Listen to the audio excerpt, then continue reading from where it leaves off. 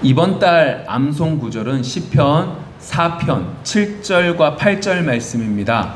주께서 내 마음에 두신 기쁨은 그들의 곡식과 새 포도주가 풍성할 때보다 더하니이다. 내가 평안히 눕고 자기도 하리니 나를 안전히 살게 하시는 이는 오직 여호와이시니이다. 여러분, 본문 속에서 이 저자 다윗은 어떠한 마음입니까? 기뻐하는 마음으로 가득해져 있습니다.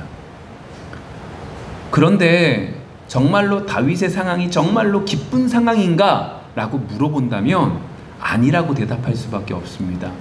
왜냐하면 오늘 이 시편 4편은 앞에 있는 3편의 말씀과 동일한 시점에 쓰여졌다라고 생각하고, 그러면 3, 4편이 언제 쓰여졌냐라고 한다면 다윗이 왕으로 있을 때 자신의 아들 압살롬이 반란을 일으키고 그 압살롬 때문에 수도인 예루살렘을 버리고 도망을 치게 되는 그 과정 속에서 오늘 성경 말씀이 기록되어졌다라고 말할 수 있죠.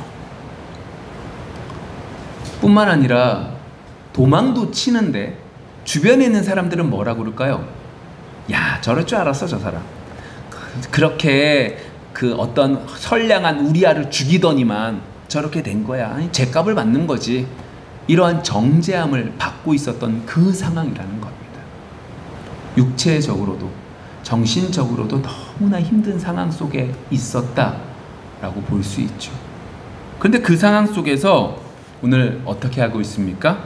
7절에서 보시면 기쁨이 넘칩니다. 물론 실각당했습니다. 쫓겨났습니다. 쫓겨나고 있는 그 과정 속에서 막 기뻐하고 있었던 건 아닙니다. 그거를 그렇게 된다면 뭔가 문제가 있었던 거죠. 그러나 분명한 것은 그러한 일련의 일들을 겪은 후에서, 그러한 일들을 겪고 있는 그 과정 속에서 그는 분명히 처음에는 당황스럽고 처음에는 힘들었겠지만 어떻게 돼요? 기쁨이 넘치고 있었다라고 보고 있는 거죠. 심지어 어디까지 가요? 8절에 보시면 평안히 눕고 잠도 잔다 까지 말하고 있습니다. 여러분, 부럽지 않으십니까? 저는 너무 부럽습니다. 왜 그렇죠? 아니, 어떤 면에서 생각해보면 우리는 다윗의 상황보다 낫잖아요. 우리의 자녀가 우리 주변에 있는 가족들이 우리를 쫓아냅니다. 우리를 죽이려고 하진 않잖아요. 근데 다윗은 그러한 상황에서도 기뻐하고 있는데 우리는 그렇지 않음에도 불구하고 괴로워하고 있는 모습 속에서 살고 있다 보니까 이 다윗의 이 모습들이 너무나 부럽고 때로는 충격적이고 때로는 참 여러 가지 망감의 여러 가지 생각들이 이제 교차하곤 합니다. 그런 면에서 오늘 이번 8월 한 달 동안은 그 기쁨이 뭔지, 왜 이러한 사람들은, 왜 성경의 인물들은, 왜 하나님의 은혜를 누리는 사람들은 기뻐하고 있는지에 대해서 좀 살펴보고자 합니다. 그리고 오늘 본문 속에서는 다윗이 이렇게 기뻐할 수 있었던 이유가 어디에 있었는지를 좀 찾아봤으면 좋겠어요. 그리고 그 모습을 우리에게 한번 대입해 보시면 좋겠죠. 다윗은 이렇게 기뻐할 수 있는데 우린 무엇이 없어서 이렇게 기뻐하지 못하는가 라고 하는 부분들을 좀 살펴보겠습니다. 먼저 오늘 본문 말씀 속에 7절 말씀 다시 한번 보겠습니다. 주께서 내 마음에 두신 기쁨은 그들의 곡식과 새 포도주가 풍성할 때보다 더하니이다. 자, 여기서 두 가지의 축복이 나타납니다. 첫 번째 축복이 뭐냐면 다윗이 이러한 위기 상황 속에 있잖아요. 그럼에도 불구하고 다윗의 마음속에 기쁨이 넘치는 축복이 있었다는 거예요. 그러니까 이 말은 이거죠. 하나님께서 응답해 주신 거예요. 하나님께서 어떠한 것들에 대해서 응답을 해주셔서 그것 때문에 주어지는 기쁨이 다윗에게 있었고, 오늘 성경 속에 보시면 그들의 곡식이라고 말하잖아요. 그들은 누구예요? 세상 사람들을 말하는 거죠. 세상 사람들이 누리고 있는 물질적인 축복, 이 두 가지가 나타납니다. 근데 이 두 가지 가운데 다윗은 무엇이라고 말해요? 나에게 주어진 이 기쁨이 뭐보다 크다? 이 세상 사람들이 가지고 있는 포도주와 물질이 곡식에 가득한 것보다 더 크다, 작다? 크다라고 말하고 있는 겁니다. 여러분, 분명한 것은 후자에서 말하고 있는 곡식이 풍성한 것과 포도주가 풍성한 건 축복입니다. 엄청난 축복입니다. 근데 왜 이게 축복이 될까요? 왜 세상 사람들이 이것을 축복이라고 여기고 있는 거죠? 오늘 요번에 농사를 잘 지었어요. 요번에 월급이 많았어요. 사업이 잘 됐어요. 이게 왜 좋은 거예요? 내가 성취해서. 맞아요. 그럴 수도 있죠. 근데 궁극적으로 이건 뭐와 연결되냐면 내 미래와 연결됩니다. 내가 물질이 많고 내가 먹을 것이 많으면 미래에 평안하게 살 수 있거든요. 내가 앞의 일들을 모르는 이 상황 속에 편안하게 살 수 있는 것들이 뭐가 되는 거예요? 물질이 되고 곡식이 되고 포도주가 되고 아니면 사업이 되고 여러 가지들이 되는 겁니다. 그런 면에서 세상 사람들이 기뻐하는 거예요. 그런데 다윗은 뭐라고 그래요? 이러한 것들보다 내 기쁨이 더 크다고 말하는 거죠. 왜 이럴 수 있을까요? 예를 들면 이거와 같습니다. 여러분들이 이제 차를 운전하면서 길을 막 가고 있는 거예요. 제가 초행길이에요. 처음 가는 길인 거예요. 내비도 없어요. 지도를 보고 겨우겨우 가고 있는데 너무너무 불안해요. 근데 이러한 불안함이 한순간에 싹 사라질 때가 있어요. 언제 사라지죠? 내가 원하는 표지판이 딱 보일 때. 아직 목적지까지 도착하진 않았어요. 근데 가는 예를 들면 뭐 부산까지 가는 거예요. 예를 들면 가는 표지판에 부산 20km 남았다고 딱 보이면 어때요? 마음이 편안해요. 왜 편안하죠? 내가 지금 잘 가고 있거든요. 지금 다윗이 딱 이 마음인 거예요. 다윗은 지금 어떻게 살았어요? 하나님을 의지하면서 살았어요. 맞아요. 때로는 실패하고 때로는 죄도 범하고 때로는 잘못됐어요. 그런 하나님을 의지하면서 산다고 살았어요. 그런데 세상 사람들은 겪지 않는, 어느 누가 자식놈이 나에게 반란을 일으켜서 날 죽이려고 찾아오는 일들을 종종 겪어요? 안 겪잖아요. 근데 그 일들을 겪고 있는 거예요. 사람들은 손가락질해요. 그 상황 속에 내 신앙이 막 흔들리는, 내가 지금 잘 가고 있는 건가? 라는 생각이 드는 거죠. 근데 그러한 것들 가운데 지금 다윗은 뭘 맛본 거예요? 그러한 것들 속에 하나님의 응답을 맛본 거예요. 지금 내 앞에 문제는 심각해요, 안 심각해요? 나는 지금 내 아들이 쫓아와서 나는 도망치고 있다고요. 그런데 내 마음속에는 지금 내가 가고 있는 이 신앙의 길이 잘 됐다 잘못됐다? 잘 가고 있다고 하나님께서 어떻게 해요? 응답해 주셨음에 내 마음속에 뭐가 넘치는 거예요? 기쁨이 넘치는 거예요. 그게 어느 정도까지 가요? 8절에 보시면 내가 편안히 눕고 자기도 하리니 나를 안전히 살게 하시는 이는 오직 여호와이시니이다. 여기서 이제 평안히 눕고 잔다, 이게 뭐냐면 내 안에 두려움이 있다 없다? 없다는 의미예요. 그래서 하나님께서 붙잡아 주시는 사람에게는 뭐요? 잠을 주신다라고 말하는 게 그 의미거든요. 평안히 눕고 잔다. 내 안에 두려움과 불안이 다 없어졌다. 내 마음속에 믿음이 더욱더 굳건히 서 있다. 온전히 주님께서 나에게 바른 길로 간다라고 사인 주셨기 때문에 너무너무 감사하다. 이 말인 거죠. 이러한 기쁨이, 이러한 은혜가 주어졌다라고 말하는 거예요. 이건 게으른 거와 달라요. 이렇게 다윗이 기뻐하고 즐거워 있었던 이유는 어디에 있었던 거예요? 하나님의 응답을 받았거든요. 그 응답 때문에 그는 너무너무 기쁜 거예요. 그리고 그걸 누가 주신다? 8절의 마지막 부분을 말하죠. 이는 누가 주신다? 오직 여호와십니다. 하나님만이 나에게 이것을 주실 수 있습니다. 라는 신앙의 고백까지 오늘 성경 본문 속에서 하고 있습니다. 여러분, 우리에게 이 기쁨이 넘치기를 소망합니다. 결론을 봤어요? 안 봤어요? 못 봤다니까요. 근데 내가 이 중간에 기뻐하는 거예요.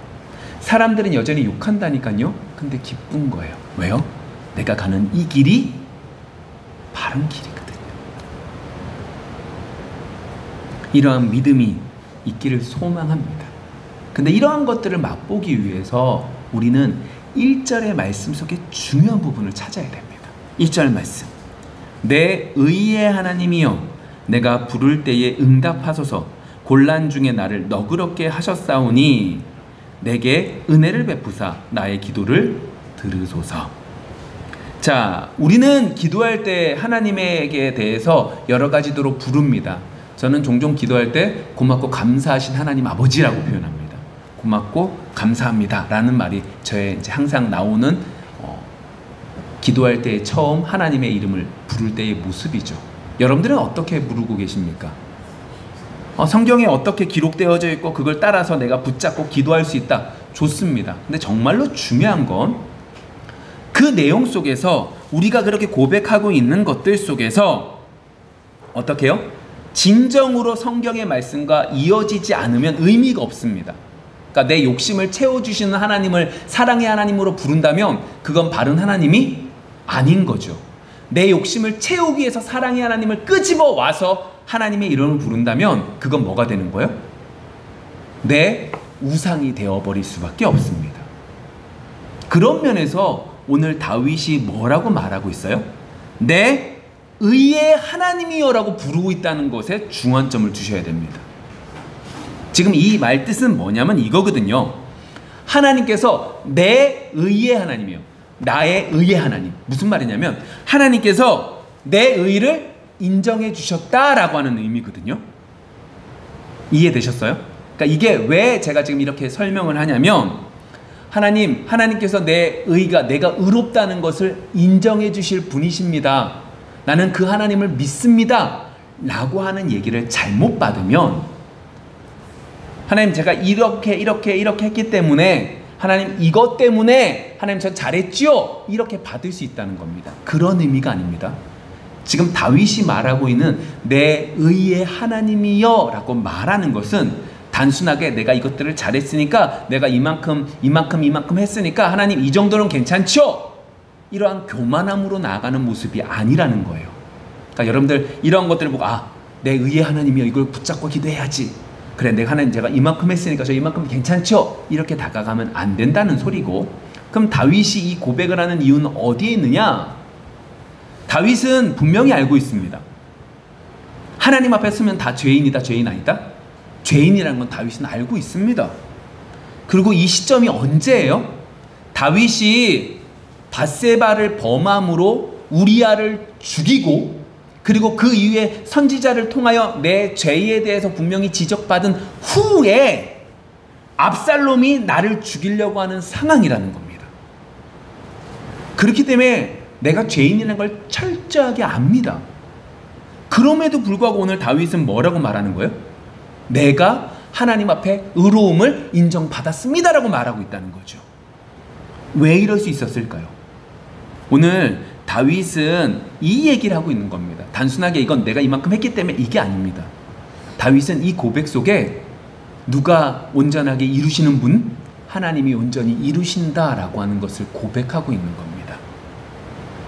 온전히 하나님 앞에 회개함으로 하나님이 나의 회개를 분명히 받아주셨다라고 하는 믿음이 그의 마음속에 분명하게 있었다라고 하는 겁니다. 여러분 다윗의 얘기를 조금 전에 이제 설명했지만 다시 한번 좀 설명을 해드릴게요. 하나님은 하나님의 백성을 세상 사람들과 다르게 만들어 가십니다. 무슨 말이냐면 하나님은 빛이시기 때문에 빛의 자녀로서 살아가게 하시죠. 내가 도덕적으로 이 일들을 해야지 그래서 하나님의 이름을 나타내지 이게 아니라 나는 하나님을 사랑하는데 사랑하는 것 속에 성령의 인도하심을 받으며 살아가는 것 속에 뭐가 되는 거예요? 도덕적으로 옳은 모습들이 나타나게 하나님이 만들어 가신다는 거죠. 당연히 도둑질 하는 겁니다. 당연히 하나님 가져와서 내가 먹을 수 있는 겁니다. 그런데 하나님을 믿다 보니까 내가 이 가져오는 내 손이 어떻게 되는 거예요? 부끄러워지는 겁니다. 하나님이 나를 보시는 것 같아서 이걸 가져오지 못하게 하나님이 만들어 가시는 거죠. 그리고 그 모습 때문에 세상 사람들은 우리를 뭐라고 그래요? 아, 그리스도인들은 도덕적으로 옳구나 라고 하는 얘기를 하게 만들어 가시는 거죠. 그게 하나님의 백성이 살아가는 길입니다. 그것은 하나님이 세상 사람들과 다르게 빛의 자녀로서 그렇게 만들어 가시는 모습이죠. 근데 다윗은 범죄하게 됩니다. 어떤 마음이 있었냐? 하나님이 보신다 안 보신다? 안 보신다. 이건 이렇게 보시면 됩니다. 세상에 있는 왕들, 다른 나라의 왕들도 이렇게 하는데 뭐 이것보다 다른 왕들이 하는 것보다 내가 많이 해요, 적게 해요? 적게 하니까 난 괜찮겠지? 라는 마음이 드는 겁니다. 내 기준이 하나님이 기준이 된 게 아니라 다른 나라의 왕들과 기준이 돼서 내가 다른 나라 왕들보다 월등히 높으니까 난 괜찮다라고 얘기하는 거죠. 사람마다 도덕적 기준이 다릅니다. 세상에선 어느 기준 속에다 못하면 못하다고 말하지만 하나님을 믿는 백성들은 다릅니다. 내가 환경이 좋아서 내가 많은 것들 속에 은혜가 있어서 조금 더 높은 도덕적인 기준이 있고 상대방이 없다고 해서 이 사람은 나보다 못 따라하니까 못한 게 아니라 그 각자의 수준에서 하나님의 역사하심 속에 더욱더 많은 은혜를 누리느냐에 따라서 달라지는 거죠. 그래서 나보다 이 아래에 있는 사람이 성령의 역사하심으로 높아져도 나보다 물론 아래이지만 이 사람에게는 성령의 역사하심이 있었던 거죠. 나보다 훨씬 더 나은 사람인 겁니다. 그러한 것들 속에 다윗은 범죄하게 된 겁니다. 내 기준이 어디에 본 거예요? 나는 여기에 기준, 도덕적 기준이 있었고 세상 왕들은 여기 있었거든요. 내가 밧세바를 범함으로 내 도덕적 기준이 요만큼 낮아져도 누구보다 높아요? 세상 나라 왕들보다 높잖아요. 나는 하나님 보시기에 깨끗한 거예요. 그렇게 오해하고 있었던 겁니다. 여러분, 여기서 중요한 건 만일 이 상황 속에서 하나님이 먼저 다윗에게 만져주시지 않았다면, 다윗이 만일 밧세바의 반란 사건이 벌어지게 되면 다윗은 무너졌을까요? 버텨낼 수 있었을까요? 무너졌을 겁니다. 무슨 말이에요? 하나님께서 다윗에게 뭐 하신 거예요? 손을 내밀어 주신 겁니다. 어떻게요? 선지자를 통하여 다윗의 죄를 드러나게 하신 거죠. 여러분, 죄가 드러난다는 건 괴로운 일입니다. 때때로 성령이 우리의 마음속에 우리의 죄를 드러나게 하십니다. 남들에게 말하지 않지만 우리의 마음속에 죄가 드러나게 하십니다. 너무나 부끄럽게 만드십니다. 여러분, 이건 축복입니다. 세상에서 가장 슬픈 일은 하나님이 우리에게 죄를 짓지만, 우리가 죄를 짓지만 우리의 죄를 드러나지 않게 하시는 것이 가장 큰 슬픔입니다. 세상 사람들은 모르는 슬픔이죠. 그리고 때때로 우리의 마음이 아둔해져 있으면, 이렇게 안 되면 하나님은 주변 환경을 통하여 우리에게 보게 하십니다. 알게 하십니다. 너무나 부끄럽게 하십니다. 그런데 그것은 축복이었습니다. 다윗에게 있어서 먼저 자신의 죄로 인하여 무너지고 부끄러워짐을 통하여 하나님 앞에 철저히 회개함을 통하여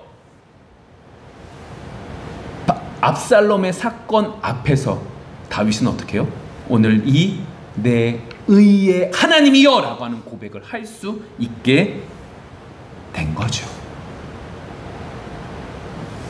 그래서 다윗은 1절에 이 고백을 하고 있는 겁니다. 내가 잘나서, 내가 뛰어나서, 내가 한 행적들이 있어서, 내가 이만큼 업적이 있어서? 아니요.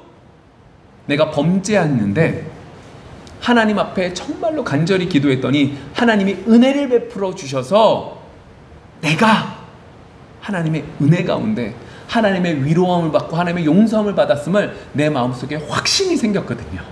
그것 때문에 오늘 이 1절에 고백을 하고 있는 겁니다. 그래서 그가 뭐가라고 1절에서 말해요? 너그럽게 하셨다라고 말하는 거예요. 이건 이 얘기예요. 내가 어려운 곤란 중에 문제가 해결됐다는 소리입니다. 그러니까 이 얘기, 빠져나갈 환란이 막 오는데 빠져나갈 구멍을 주셨다, 안 주셨다? 주셨다. 다윗이 지금 깨닫고 있거든요. 다윗이 밧세바 사건을 통하여, 우리아를 죽이는 사건을 통하여, 선지자를 통하여 모든 사람들 앞에서 죄가 까발려져서 너무너무 부끄럽고 하나님 앞에 너무너무 죄송해서 용서를 구해서 하나님께서 은혜를 베풀어서 봐주셨는데, 여전히 주변의 사람들의 눈빛은 그런 거 내가 느끼면서 하나님은 왜 이걸 나한테 조심히 그냥 숨겨주셨으면 좋았을 텐데 왜 이렇게 하셨을까라고 하는 고민점이 있었을 때에 압살롬의 반란 사건이 딱 막 따뜨려지니까 그가 깨달은 게 뭐예요? 아, 이것들이 뭐 하기 위한 거였다? 지금을 위해서 하나님이 은혜를 베풀어 주신 거구나. 내 마음속에 내 의의 하나님이라고 하는 확신을 주신 거구나. 이걸 통하여 그 빠져가 나갈 구멍을 주신 거였구나. 이게 나한테 축복이었구나 라는 생각이 그의 마음속에 있었다라고 하는 거죠. 이게 정말로 다윗에게 있었어요. 왜냐? 자신의 아들 압살롬이 반란을 일으켜서 예루살렘까지 입성을 합니다. 다윗은 도망을 치죠. 근데 아직 요단강을 건너지는 못했어요. 아들 압살롬의 밑에서 책략을 냈던 사람 중에 한 명이 누구냐? 아이도벨이라고 하는 사람입니다. 이 사람이 대단히 똑똑했던 사람입니다. 이 전까지만 해도 다윗과 함께 편을 먹어서 다윗에게 여러 가지 책사의 역할들을 감당했던 지혜로운 사람이죠. 그런데 이제 갈아타고 아들 압살롬과 함께해서 반란을 도모하고 있는 상황인 겁니다. 아이도벨이 꾀를 냅니다.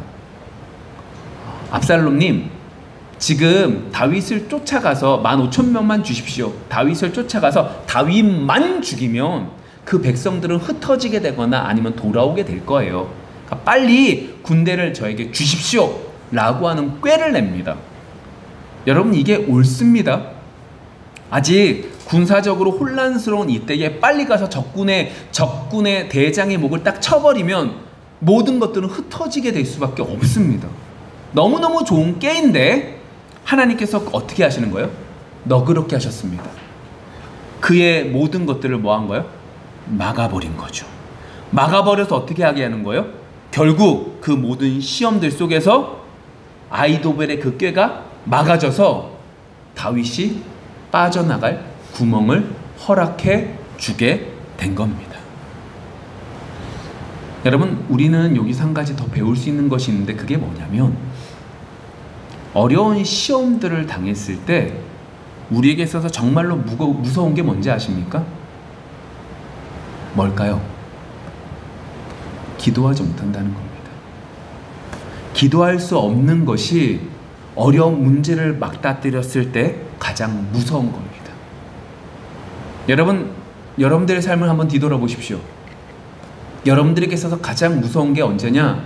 여러분들에게 있어서 가장 무서운 건 여러분들에게 있어서 너무 감당하지 못할 문제가 딱 왔는데 내가 기도하지 않는 겁니다. 왜요? 기도하는 다윗에게 기쁨이 주어지게 되고, 기도하고 있어서 응답받은 다윗에게 너그럽게 빠져나갈 구멍을 허락해 주신 거죠.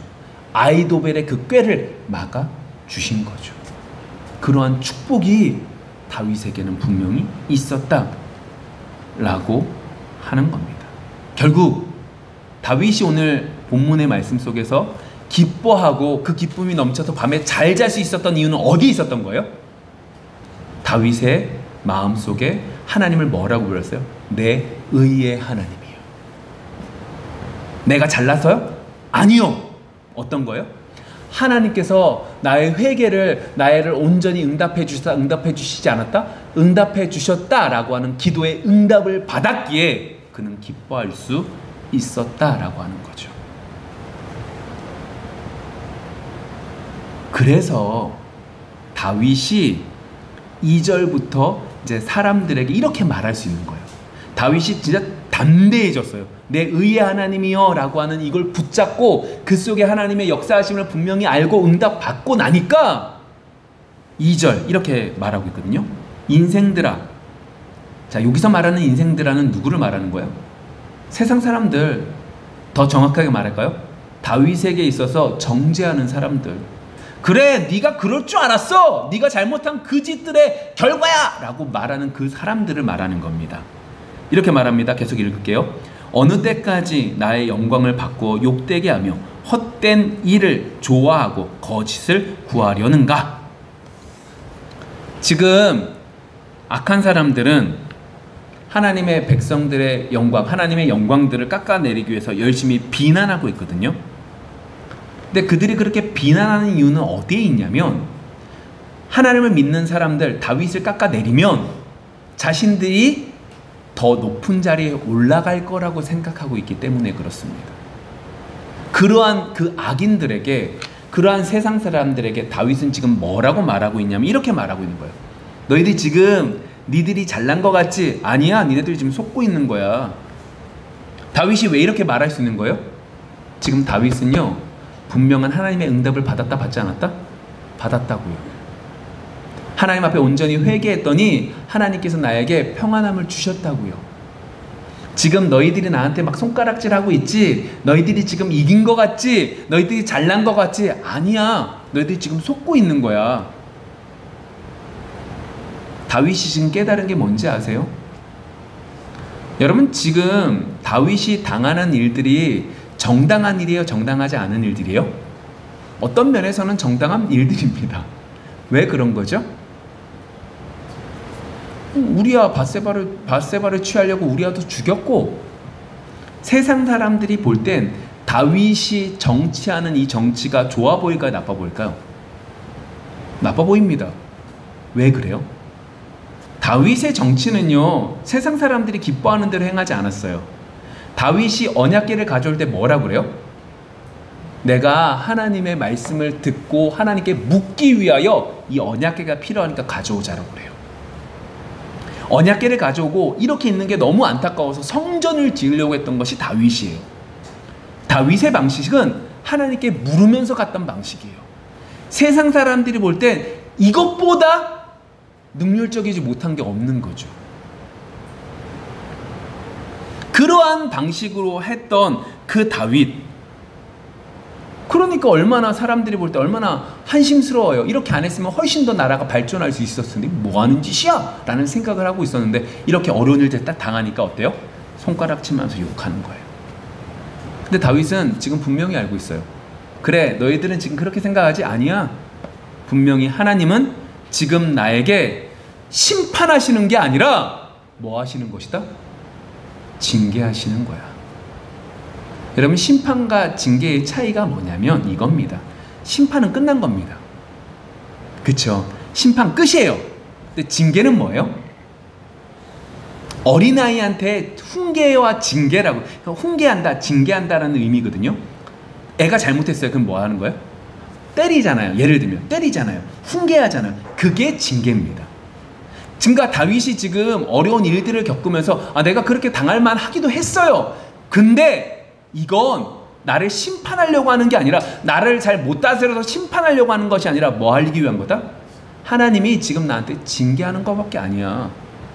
즉 다시금 돌리신다, 돌리지 않으신다? 다시금 원래대로 돌려주신다 라고 하는 믿음이 그의 속에 있었거든요. 그래서 이렇게 말하는 거예요. 너희들 지금 속고 있는 거다? 아니야. 또 한 가지요, 3절 말씀 이렇게 쓰여져 있습니다. 여호와께서 자기를 위하여 경건한 자를 택하신 줄 너희가 알지어다. 내가 그를 부를 때에 여호와께서 들으시리로다. 이게 무슨 말이냐면, 다윗은 지금 분명히 알고 있는 게 있습니다. 너희들 지금 속아서 너희들 이런 소리 하고 있지? 아니야. 두 번째, 하나님은 누구 편이시다? 의인의 편이시다. 경건한 자를 택하셨다. 내가 경건한 자다, 경건한 자가 아니다? 경건한 자다. 여러분, 이건 내 행위로가 경건하다고 말하고 있는 게 아니에요. 다윗이 말하고 있는 건 뭐 때문이라고 그랬죠? 하나님이 정말로 회개시켜 주시고 회개함을 통하여 하나님이 응답해 주신 그것을 바탕으로 하는 거예요. 내 생각에서 말하는 내가 행위가 이거 아니에요. 그래서 처음에 말씀드렸고, 그러한 것들 속에서 다윗은 지금 분명히 알고 있었던 거예요. 이게 무슨 얘기냐면 이렇게 보시면 됩니다. 이 세상에는 두 가지의 나라가 있습니다. 세상의 방식으로 다스려지는 나라와 하나님의 백성으로서 하나님의 뜻대로 움직여지는 나라가 있죠. 근데 하나님의 나라 가운데서는 세상의 방식이 접해질까요? 적용될까요? 안 될까요? 안 됩니다. 다윗은 지금 하나님의 나라 가운데 하나님의 나라의 방식으로 다스려 가려고 몸부림치고 있었습니다. 그런데 압살롬이라는 사람이 딱 튀어나와서 봤더니 이 다윗의 방식이 옳아요? 잘못됐어요? 별로인 거예요. 아까 전에 말씀드렸잖아요. 능률적이지 않아요? 능률적이지 않아요. 시간이 중요해서 바로 선택해야 되는 문제인데 다윗은 뭐 하고 있어요? 하나님께 묻겠대요. 그러면 그 일들이 넘어가는 것 같아요? 안 넘어가는 것 같아요? 넘어가잖아요. 그러면 돈을 못 벌잖아요. 전혀 좋은 방법이 아닌 거예요. 압살롬은 엄청나게 똑똑했거든요. 그가 볼 땐 다윗의 방식이 잘못된 거예요. 그래서 다윗을 몰아내게 되는 것이고, 그것을 통하여 어떻게 해요? 더 큰 나라를 이룰 거라고 욕심을 가지고 있었던 거죠. 그런데 하나님은 누구 편이시다? 의인들 편이시다. 경건한 자의 편이시다. 누구 말이 옳다? 압살롬의 말이 옳은 게 아니라 내가 했던 그 방식이 옳다. 여러분, 이걸 이렇게 해볼게요. 하나님의 나라라고 말하면 여러분들도 하나님의 나라이지만 우리 교회도 하나님의 나라일 줄 믿습니다. 근데 교회가 나아가는 방법은 어떠한 방법이어야만 되는 거예요? 하나님의 방법이어야만 되는 거죠. 능률적인 것이 좋은 건 아닌 거죠. 세상에서는 많은 사람을 많이 하는 좋은 방법들을 많이 냅니다. 그런데 교회는 그것이 아닙니다. 많은 돈을 투자해서라도 적은 것들을 얻을지라도 그걸 하는 게 옳지요.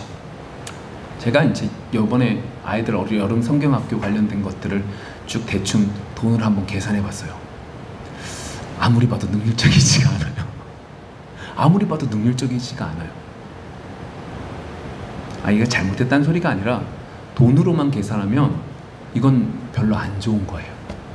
근데 분명한 건 교회는 이렇게 가야 되는 게 옳다는 거죠. 교회는 하나님의 말씀이 우선되어져 가야 되는 게 옳습니다. 여러분, 우리 교회가 하나님의 말씀으로 우선되어져 갈 수 있기를 소망합니다. 그것이 옳습니다. 그것이 좀 전에 봤던 3절의 말씀처럼 그게 뭐가 되는 거예요? 하나님 앞에서 하나님이 경건한 자의 편을 들어주시는 것처럼 바른 교회로 나아가는 모습인 줄 믿습니다. 다윗이 세 번째로 느낀 게 있습니다. 내 의의 하나님이다 라고 말하면서 악인들에게 아니야, 너희들 속고 있어. 하나님은 나의 편이야. 하나님은 의인의 편이야. 경건한 자의 편이야 라는 걸 알게 되죠. 그리고 세 번째로 그가 분명히 알고 있는 게 있습니다. 깨달은 게 뭐냐? 4절입니다. 너희는 떨며 범죄하지 말지어다. 자리에 누워 심중에 말하고 잠잠할지어다. 세 번째로 그가 깨달은 게 뭐냐면 악인들은 뭐 하고 있어야 된다는 거예요? 떨며 범죄하지 말아야 된다. 그러니까 이 말이에요. 가만히만 있으면 된다는 거예요. 누구는요? 악인들은요. 여러분, 이거 먼 사람 얘기로 받으시면 안 돼요. 보세요. 악인들의 특징은, 죄인들의 특징은 누가 왕이 되려고 하죠? 내가 왕이 되려고 합니다. 그러니까 우리가 죄인이잖아요. 우리는 어떻게 해요? 우리가 왕이 되려고 합니다. 내가 무엇인가를 해야만 된다고 생각하죠. 압살롬도 마찬가지예요. 내가 무엇인가를 하려고 하다가 그렇게 결국 멸망당하게 되는 거죠. 지금 다윗이 깨달은 게 뭔지 아세요? 악인들은 가만히 잠잠히 있기만 하면 괜찮구나. 근데 악인들의 특징이 뭐라는 거예요? 잠잠히 있지 않는다고요. 죄인들의 특징이 뭐라고요? 잠잠히 있지 않는다고요. 그들은 내가 왕이라서 내가 무엇인가를 하려고 노력합니다.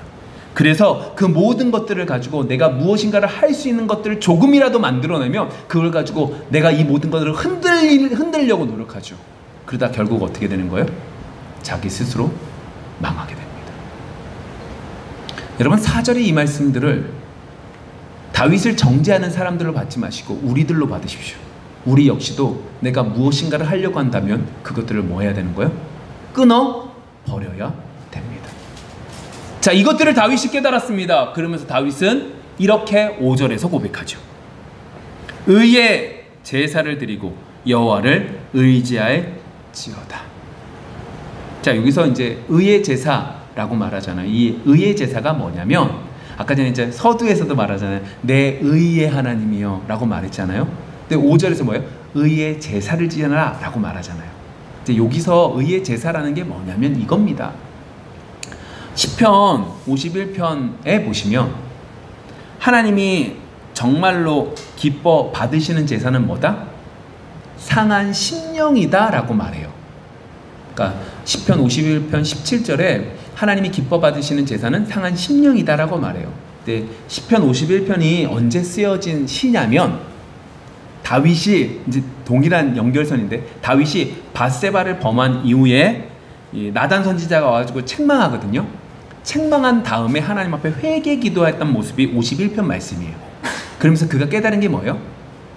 아, 진정한 제사는 상한 심령으로 나가는 거구나 라는 걸 깨닫게 된 거죠. 이게 이제 무슨 얘기냐면, 여러분, 하나님께서 이스라엘 백성들에게 제사를 지내라 라고 하셨던 이유가 어디에 있었을까요? 짐승들을 죽여요. 그 죽임을 통하여 하나님은 이스라엘 백성들이 죄라는 것이 이만큼 무섭구나, 죽지 않으면 안 되는 거구나 라는 걸 깨닫기를 원하셨던 거죠. 이걸 통해서 그런 면에서 지금 시편 51편 17절에서 다윗이 깨달은 건 뭐냐면, 정말로 제사 드린다라고 하는 건 내 죄악의 모습들을 철저히 아버지께 내어놓는 거였구나 라는 걸 깨달았다는 거예요. 그러면 다시 이 말씀과 연결해 보면, 밧세바 사건을 통하여 제사라는 건 상한 심령으로 나가는 거네. 5절의 말씀, 의의 제사. 내가 하나님 앞에 상한 심령으로 어떻게 해라? 예배를 드려야 되는 거구나. 내 죄악의 모습들을 아버지께 그대로 내어 놔야 되는 거구나 라는 걸 철저하게 다윗이 깨달은 거죠. 그리고 그 속에서 여호와를 어떻게? 의지해라.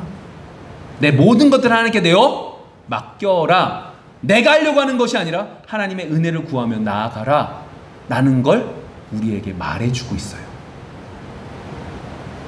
자, 정리해 보셔야 돼요. 다윗은 1절에서 내 의의 하나님이란 걸 분명히 깨달았어요. 깨달아서 어디까지 간 거예요? 기쁨까지 간 거예요. 그럼 그 가운데 다윗에게 공격해 들어오는 이방 백성들, 그러니까 원수들에겐 너희들 지금 속고 있어? 그 다음에 하나님은 내 편이야? 의인의 편이야? 그리고 하나님은 어떻게 해요? 하나님은 그 속에서 악인들은 잠잠히 있어야 돼? 그렇기 때문에 너희들은 상한 심령으로 하나님께 나아가야 돼. 상한 심령으로 하나님께 모든 것들을 내어 맡기고 나아갈 때에 하나님은 우리에게 뭘 주신다? 기쁨과 평안함을 주셔 라고 말씀하고 있는 거죠. 말씀을 좀 정리해 볼게요. 이 말씀을 정리할 때 6절의 말씀들을 보면서 좀 정리했으면 좋겠어요. 6절의 말씀 속에 이렇게 쓰여져 있습니다. 여러 사람의 말이 우리에게 선을 보일 자 누구뇨 하오니 여호와여 주의 얼굴을 들어 우리에게 비추소서. 사람들은요, 다윗과 같은 사람들이 무너지는 것들을 통하여 실망을 합니다. 그쵸? 특별히 우리 믿는 사람들 한번 생각해 볼까요? 저 사람 정말로 훌륭한 목사님이셔. 정말로 대단하시다. 근데 그분이 딱 무너지는 모습을 볼 때 우리는 어때요? 너무너무 실망을 합니다. 그리고 여기서 좀만 더 나가면 이렇게 해도 되죠. 믿음이 연약한 사람들에게 그러한 모습들에 대해서 알려주고 싶어 할까요? 알려주고 싶어 안 할까요? 알려주고 싶어 안 합니다. 저 목사님 왜 요즘에 안 나와요? 아니 그냥 그렇게 됐어요. 이렇게 얘기하고 나죠. 근데 결국 그 사실을 믿음이 연약한 사람들이 알게 될까요? 모르게 될까요? 알게 됩니다. 요즘에 얼마나 발달이 잘 돼 있어요. 잘 돼 있습니다. 알게 됩니다. 그럼 우리는 어떻게 해야 돼요? 다윗과 같이 훌륭한 사람, 하나님을 바라보려고 했던 사람도 무너졌는데, 그러한 모습들을, 그러한 소식들을 알게 되는데, 그래서 우리도 실망이 되는데, 믿음이 연약한 자들이 그것들을 보면 얼마나 더 실망하겠어요. 어떻게 해야 돼요? 오늘 6절에서 우리에게 분명히 이렇게 말하고 있습니다.